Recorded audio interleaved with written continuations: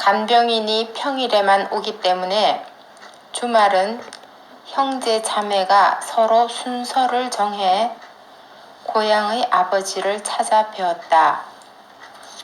휠체어를 타고 밖으로 나가서 국립대구박물관 담벼락 쇠창살을 붙들고 좀 더 힘이 나시는 날은 대구 월드컵 경기장까지 가서 쇠창살을 붙들고 휠체어에 앉아 쉬며 길에서 소변을 통해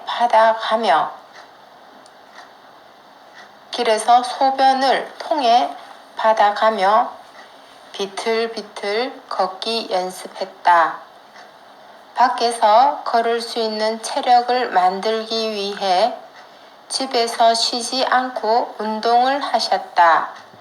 하루에 손뼉치기 1500번, 500g 아령 들었다 놓았다 하기 1500번, 안마 방망이로 머리 두드리기 1500번, 휠체어 앉아서 다리 흔들기 1500번, 처음에는 하루에 한 번, 두 손바닥 정확하게 맞추어 치기도 참 어려우셨는데 하루에 10번, 하루에 50번, 하루에 100번, 몇 년 뒤에는 하루에 1500번, 매일 아침 아버지께 전화해 같이 목표 정하면 힘들어도 그대로 실천하셨다. 어제 각 종목별로 몇 번씩 하셨는지 확인을 하고 내가 어릴 때 잘 못해도 영신이 최고라고 힘차게 박수를 쳐주셨듯이 이제 흰머리 돋은 내가 아버지 최고라고 힘차게 박수를 쳐드리고 오늘은 각 종목별로 몇 번씩 하실지 깔깔 껄껄 웃으며 의논했다.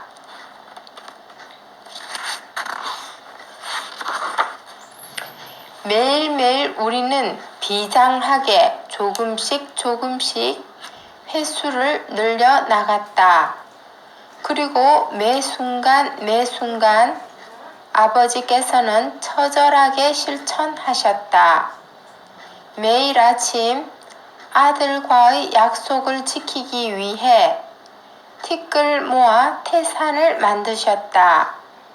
하루 한 번 더 어려웠는데 종목별로 1500번 놀라운 횟수가 그렇게 가능했다. 그것은 아버지의 눈물겨운 정신승리였다. 종목별로 1500씩 하시게 된 어느 날 대구에 갔더니 덤덤히 말씀하셨다. 앞으로 열심히 운동해서 간병인 없이 혼자 뒷산에 올라가는 것이 목표다. 의사 선생님께서 돌아가실 것이라고 결론 내렸던 상황을 이겨는 냈지만 그러나 이 세상 누가 보아도 산에 올라가는 것이 불가능해 보이는데 무리하게 횟수를 올려드리는 나도 말문을 잃을 목표를 설정하고 계셨다. 보조기 잡고 걸음 떼기도 어려운데 산에 올라가겠다는 아버지 목표 설정은 그 강한 의지력 넘치는 표정은 나의 삶에 참으로 큰 도전이 되었다. 나는 보조기 없이 잘 걸어도 작은 언덕조차 오르겠다는 목표 설정이 부족하다. 그리고 조금만 숨 가빠도 가다 쉬다 하다가 때로는 가기를 멈추는데 아버지께서는 새벽부터 밤까지 불편한 몸을 이끌고 끊임없이 노력하셨다. 손뼉치기 1500번, 500g 아령 들었다 놓았다 하기 1500번, 안마 방망이로 머리 두드리기 1500번, 휠체어에 앉아서 다리 흔들기 1500번, 하루에 매일 하셨다. 쥐와 장독. 옛날 내가 어릴 때 평안남도 평원군 고향에는 쥐가 참 많았다. 보통은 쥐를 잡았지만 때로는 쥐를 잡지 않았지. 어휴, 아버지, 더러운 쥐를 잡아야지 왜 잡지 않으셨어요? 장독을 깨지 않기 위해서. 아버지께서는 일하시던 시골 가수원 집 지붕 위에는 쥐가 대가족을 이루었는데 이제 내가 사는 도시 아파트 지붕에는 단독으로 거주하는 쥐도 없다. 그래도 아버지께서 옛날에 하신 말씀 자꾸 생각나는 것은 내가 때로 쥐를 잡으려고 장독 깨는 일을 하고 있음을 문득문득 발견할 때, 얄미운 쥐가 있을 때 잡을 수 있어도 쥐 잡다가 장독 깨는 실수를 하지 않도록 더 중요한 것 잊지 말고 지혜롭게 살기 위한 아버지의 간절한 마음. 쥐를 쫓는 지혜. 찌는 듯한 삼복더위 햇땡볕에서 하루 종일 허덕이며 일하고 나니 저녁 무렵 온몸이 가눌 수 없이 피곤하여 과수원 집에 눕자마자 잠들었다. 세상 모르고 그렇게 깊이 잠들었는데 갑자기 발 뒤꿈치를 꽉 깨무는 것이 있어 깜짝 놀라 잠을 깼지. 눈을 떠보니 쥐가 발 뒤꿈치를 깨물고는 방을 가로질러 휙 가고 있었다. 에휴, 끔찍해. 그래서 어떻게 하셨어요? 날쌘 쥐를 잡느라 이리 뛰고 저리 뛰고 애쓰기보다 천천히 일어나 집 앞마당에 살을 흩어 뿌려 두었다. 그 다음부터 잠자기 전에는 앞마당에 나가 살을 조금씩 뿌리고 잤더니 쥐가 와서 나를 깨무는 일이 없어졌다. 나는 쥐에게 발 뒤꿈치를 깨물려 본 적도 없고 쥐를 쫓은 적도 없지만 인생의 어려움에 마음이 어지러울 때마다 아버지께서 들려주신 쥐 쫓은 이야기를 상기하며 내 앞의 크고 작은 어려움을 쫓아내는 지혜를 아버지 이야기 속에서 진정으로 배웠다. 아버지께서 들려주신 쥐 쫓은 이야기는 짧디 짧았지만 내 마음속 아버지의 이야기는 두고두고 일생 동안 기나긴 여운으로 남았다. 아버지께서 돌아가시고 안 계신 지금도 내 마음속 아버지의 이야기는 살아있다. 끝없이 샘솟는 지의 샘물처럼. 힘 빼고 기다리기. 아버지께서는 10번 넘는 죽음의 고비를 어떻게 넘겼는지 늘 들려주곤 하셨다. 죽을 뻔한 이야기들은 아슬아슬하여 자꾸 들어도 졸리지 않고 재미있었다. 아버지, 4번째로 죽을 뻔한 이야기 또 해주세요. 10대 때의 일이다.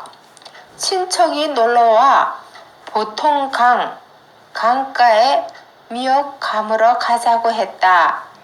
놀다가 보니 헤엄 못 치는 친척이 물에 빠져 발버둥 치는데 죽게 되었다. 깜짝 놀라 살려야겠다는 생각만으로 황급히 물에 뛰어들었다. 친척이 가만히만 있으면 붙잡고 헤엄쳐서 충분히 물가로 끄집어 내겠는데 갑자기 내 목을 확 움켜쥐니 목이 졸려 도저히 헤엄을 칠 수 없었다. 결국 나도 점점 앞이 노랗게 되면서 숨이 막혀 같이 죽게 되었다. 그 순간 친척이 먼저 물에 빠져 몸의 힘이 빠진 상태이므로 힘들지만 조금만 참으면 친척이 먼저 기절할 것이라는 생각이 언뜻 들었다. 그래서 같이 발버둥을 치지 않고 죽은 사람처럼 힘을 완전히 빼고 참았다. 최대한 힘을 낭비하지 않고 목이 졸린 채로 그냥 둥둥 떠서 기다렸다. 점차 나를 움켜잡은 친척의 손에 힘이 빠지며 정신을 잃는 것이 느껴졌다. 그때 죽을 힘을 다해 친척을 물 밖으로 끌고 나와 결국 둘 다 살았다. 어쩌면 그렇게 급박한 순간에도 혼비백산하지 않고 그런 생각이 들었을까? 아버지의 네 번째 죽을 뻔한 이야기는 10대가 아니라 50대인 나도 쉽게 넘을 수 없는 경지를 보여주었다. 살기 위해 허둥지둥대며 친척에게 목이 졸린 처음부터 힘을 다 썼으면 물속에서 탈진하여 친척과 함께 죽었을 텐데 힘을 최대한 빼고 기다리는 순발력 있는 판단이 위기에서 목숨을 건졌다. 나는 늘 힘을 다하는 것이 강하다는 생각을 무의식적으로 갖고 있었다. 그런데 때로는 최대한 힘을 빼고 기다리는 것이 훨씬 더 어려운 일이고 이를 이루기 위해 그러한 강약의 조절이 더 중요함을 진정 배우게 되었다. 정정당당하게 대문으로 개인주택에 살 때의 일이다. 그때 9번째 죽을 뻔한 일이 있었다. 밤에 잠을 자고 있는데 어디서 부스럭부스럭 하는 소리가 나서 잠이 깼다. 잘 들어보니 거실에 도둑이 들어와 있다는 것을 알게 되었다. 옆을 보니 내 오마니는 도둑이 들어온지도 모르고 편안히 자고 있었다. 어떻게 할까? 급박하지만 누운 채 순간적으로 마음을 가다듬고 생각했다. 가만히 있어 볼까? 도둑이 거실의 물건만 갖고 간다면 가만히 있는 것이 사람도 다치지 않고 제일 좋을 것 같았다. 아니야, 나가봐야겠다. 만약 가만히 있다가 도둑이 안방으로 들어오면 신장 약한 내 오마니가 깨어 놀라서 비명이라도 지르면 도둑이 흉기를 갖고 있을지도 모르고 엄격결에 사람을 다치게 할 수 있다. 그래서 어떻게 하셨어요? 내 오마니가 깨지 않도록 숨을 죽이고 일어났다. 지난번에 만났을 때 내가 준 돈을 항상 비상금으로 농에 넣어 두었는데 그 돈을 조용히 농에서 꺼내 봉투채 그대로 들고 살짝 안방문을 열고 천천히 거실로 나갔다. 도둑하고 맞부딪혔어요? 도둑이 아버지를 해치지 않았어요? 도둑이 나를 보더니 나보다 도둑이 더 소름 끼치게 기절할 것처럼 놀라더라. 커튼 사이로 달빛이 은은한데 도둑이 든 날카롭게 번뜩이는 칼이 보였다. 나는 손으로 입을 다물라는 표시를 하면서 침착히 거실의 소파에 앉았다. 그리고 도둑에게 맞은편 소파에 와서 앉으라고 편안히 손짓했다. 으악! 그래서 어떻게 되었어요? 내가 부모님께 라고 쓴 봉투에 든 돈을 통째로 탁자 위에 놓으면서 말했다. 이것은 그동안 우리 딸이 우리 늙은이들 쓰라고 준 용돈인데 비상금으로 갖고 있었던 것인데 자네에게 다 주니 이것 갖고 조용히 가게. 안방에 자는 집사람 심장이 약해 자네가 온 것을 알면 놀라니까. 나 같으면 기절을 했을 텐데 그 상황에서 그렇게. 그 뒤에 어떻게 하셨어요? 도둑의 눈빛은 달빛 아래 여전히 날카롭게 번뜩이고 있었다. 보아하니 젊은 사람 같은데 젊은 사람이 이렇게 살아서 되겠나? 꼭 긴급히 필요한 돈이 있으면 내가 준비해 두었다가 더 줄 테니 앞으로 밤보다는 낮에 열심히 살도록 하게 하고 몇십 분 동안 말했다. 그렇게 말했더니 도둑이 어떻게 했어요? 자식처럼 생각하고 안타까운 마음으로 진정을 다해 말하니까 나중에는 도둑도 마음이 깊이 움직였는지 고개를 푹 숙이고 듣더라. 그럼 지금은 이 봉투를 갖고 날래 가보게 라고 말했다. 도둑이 봉투를 낚아채더니 들어왔던 화장실 쪽문으로 도망쳐 나가려 했다. 그래서 가만히 계셨어요? 그런 쪽문으로 숨어 다니지 말고 정정당당하게 대문으로 나가게. 그리고 앞으로는 정정당당하게 살도록 하게 라고 말하고 잠겨있던 거실 현관문을 열어주고 앞서 나가 대문을 열어주고 대문을 통해 정식으로 나가게 하였다. 나는 아파트 고층에 살아서인지 아직 집에 도둑이 든 경험이 없다. 만약 자는데 도둑이 들어와 잠이 깼다면 도둑이야!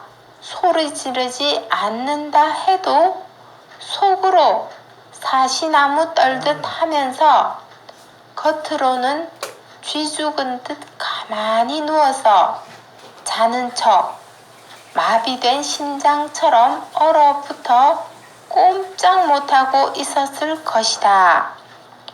비록 농사를 지었지만 한평생 당당하게 살아온 아버지, 항상 정정당당하였기에 위기 상황에서도 정정당당하라는 말씀을 하셨다. 도둑의 마음에도 두고두고 남았을 말씀.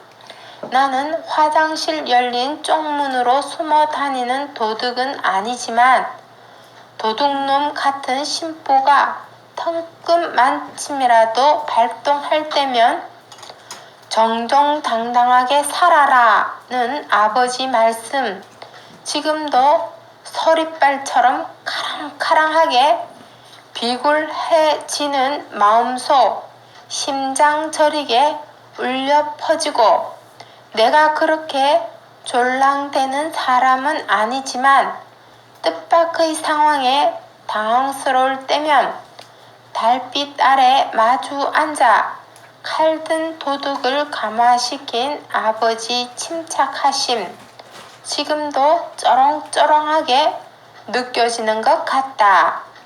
내 인격 도야가 어느 정도 되어야 할지 구체적인 모습을 말하라고 한다면, 밤중에 갑자기 흉기든 도둑이 들어와도 침착하게 대처하고 인격으로 감화시켜 새 사람을 만들어 대문 밖으로 내보낼 수 있는 모습이라고 말하고 싶다. 심장이 콩할 만한 나는 아직 그 단계에 전혀 이르지 못하였다. 산도적을 만나면 산도적처럼, 아버지, 그동안 살면서 또 도둑을 만난 적은 없었어요. 내가 20살이 채 안 된 청년 때의 일이었다. 할머니 댁에 가려면 큰 산을 몇 개 넘어가야 했다. 그 당시에 산도적이 나와 물건도 뺏고 사람도 죽였다는 소문이 파다했다. 그렇지만 일을 마치고 할머님 생신에 가야 되어서 할 수 없었다. 어둑어둑해진 산을 혼자 넘어가는데 저쪽에 덩치 큰 사람이 나타났다. 산도적인 것을 한눈에 알아보았다. 이제는 완전히 죽었다 싶어서 온몸에 식은땀이 줄줄 흘러내렸다. 이것이 내 인생의 5번째 죽을 뻔한 일이었다. 아찔했지만 나도 같이 산도적이 되어야만 살 수 있다는 생각이 번떡 났다. 그래서 도망치지 않고 보통 그 속도로 서서히 산도적을 향해 갔다. 그래서 어떻게 되었어요? 산도적에게 먼저 편안하게 말을 건넸다. 자네도 산에서 사는구만. 자네는 산에서 산지 얼마나 되었나? 나도 먹고 살기가 너무 어려워서 이렇게 산에서 살게 되었는데, 속으로 떨었지만 겉으로 태연히 다가가니 산도적이 경계를 약간 늦추었다. 그렇게 말하며 계속 걷던 속도로 걸어가니 산도적도 옆에 같이 걷게 되었다. 나는 그동안 여러 사연으로 이렇게 산에 들어와 살게 되었는데, 그런데 자네도 나와 처지가 같아 보이는데 어쩌다 산에서 살게 되었나? 서로 주거니 받거니 대화를 하면서 걸었다. 산도적의 걸음 속도를 잘 보면서 더 가까워지지 않게 일정 거리를 자연스럽게 유지하였다. 그 다음에 어떻게 되었어요? 점차 시간이 지날수록 산도적은 마음을 터 놓는 것 같았지만 나는 계속 일정 거리를 유지하느라 얼마나 신경을 썼는지 모른다. 주위가 어두워졌는데 할머니 댁 가는 길 방향으로 산속을 계속 걸었다. 눈치채지 않도록 천천히 산길을 걸어가며 대화하는 동안 산도적이 마음을 터놓고 자신의 힘들었던 인생에 대해 이야기하였다. 점차 산을 내려가면서 할머니 댁이 있는 마을로 가까이 가고 있었다. 산도적에게 나는 늦었지만 깨달은 바가 있어 산에서의 생활을 청산하고 지금부터라도 새 사람이 되어 밝은 세상으로 내려가 살려고 하네. 그래서 이제 저 마을로 가려고 하는데 자네도 친구가 되었으니 나와 같이 그렇게 하지 않겠나? 라고 물었다. 그랬더니 산도적이 뭐라 했어요?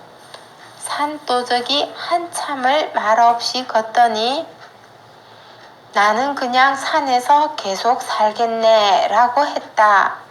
산에서 도망쳐 뛰어내려도 산도적에게 붙잡히지 않을 만한 위치가 되었기에 그럼 참으로 섭섭하지만 어쩔 수 없이 우리 여기서 헤어지세. 자네는 다시 산으로 올라가 살고 나는 이제부터는 마을로 내려가 살겠네 말하고는 아쉽게 손을 흔들고 헤어져서 계속 같은 속도로 천천히 걸어갔다. 걸어가다 뒤를 보았더니 산도적도 뒤를 돌아보아 손을 흔들어 주었다. 가다가는 돌아보고 가다가는 돌아보고 여러 번 뒤돌아보면서 편안히 손을 흔들어 주니 산도적도 멀어질 때까지 아쉬운 듯 손을 흔들었다. 그렇게 산도적과 헤어져 충분한 거리가 확보된 것을 완전히 확인한 뒤에 걸어마 나 살려라 하면서 죽을 힘을 다해 마을로 뛰어내려왔다. 결국 산도적에게 안 붙잡혔군요. 할머니 댁 대문을 열고 뛰어들어가 대청마루에 쓰러져 정신을 잃었다. 할머니께서 이게 웬일이냐 하고 놀라시며 간호를 해서 나중에 깨어났다. 깨어나서 보니 바지가 온통 오줌이었다. 학교도 안 다니던 어린 나이에 아버지 무릎에 앉아 들으며 오싹오싹 떨었다. 아버지도 참 무서웠겠다고 생각했다. 그리고 한편 재미있다고 생각했다. 나만 이불에 오줌 싸는 것이 아니라 아버지도 오줌 싸게 였구나 하면서 조금 더 커서 국민학교 다닐 때 산도적이 없는 시대에 살았던 나는 산도적이라는 것이 있었다니 동화책에나 나오는 이야기가 아닐까 잘 믿어지지 않았다. 아버지께서는 산도적을 만났던 충격적인 이야기를 수백 번도 더 반복하셨고 돌아가시기 얼마 전 휠체어 타고 산책 나갔을 때에도 더듬더듬 말씀하셨다. 이것은 아들이 어릴 때 심심풀이로 들려준 옛날 옛적 전래 동화가 아니라 뼈골까지 오싹했던 아버지의 죽을 뻔한 경험. 산도적을 산에서 만났을 때 당황하지 않고 산도적과 같은 입장이 되어서 살아났다. 그 말씀이 갈수록 큰 무게로 다가오기 시작했다. 헤아릴 수 없는 무게로. 산도적을 만났을 때 무서워서 도망갔으면 붙잡혀서 돈도 뺏기고 산중에서 죽었을 텐데 같은 산도적인 것처럼 상대방의 입장에 서서 대범하게 대처하여 목숨을 건질 수 있었던 아버지. 아버지께서는 그 이야기를 왜 그렇게 나에게 수없이 반복하셨을까? 휠체어에서 온몸을 가누기도 힘드신데 딸의 소심함을 아시는 아버지. 이제 산에 산도적은 없지만 삶의 예기치 않은 위기에도 세상을 대처하는 또 하나의 지혜를 유산처럼 물려주시고 싶었던 것일까? 언제 닥칠지도 모르는 인생의 수많은 예측되지 못한 위험들, 돌아가시고 나서도 수호신처럼 지켜주시고 싶었던 것일까?